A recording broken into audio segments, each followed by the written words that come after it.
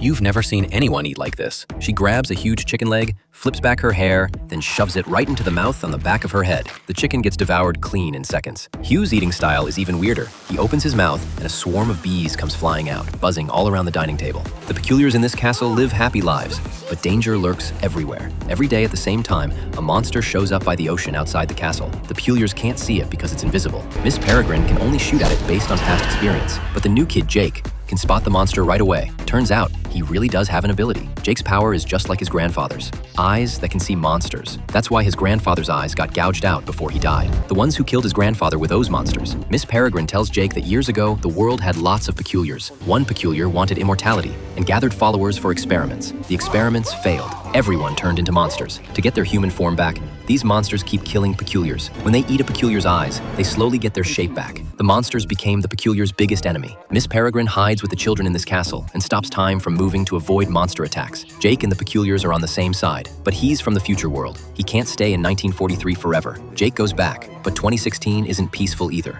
Someone lost their eyes and died horribly at the bottom of a cliff. Jake figures the monsters did this. He rushes back to the peculiar castle to warn Miss Peregrine about the monster. He never expected the monster had already followed him into the cave. The monster is actually his psychiatrist, who deliberately killed Jake's grandfather to lure Jake to the peculiar castle. This way, the monster could follow and find Miss Peregrine's hideout. The monster takes Jake hostage to the peculiar castle. To save Jake, Miss Peregrine willingly turns back into a bird and gets captured. Jake feels incredibly guilty. He knows the monster won't spare these peculiars. He's the only one who can see the monster, so he has to protect everyone. Jake leads everyone in battle. They lock the doors and windows, then form up to fight the monster. But the monster is way too powerful. Everyone has to escape the castle by climbing tree branches. Night falls and warplanes circle overhead. A bomb drops down.